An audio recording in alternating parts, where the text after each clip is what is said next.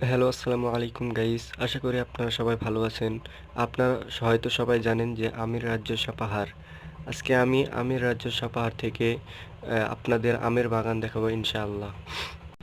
আমরা এখন আমের বাগানে ঢুকতে যাচ্ছি।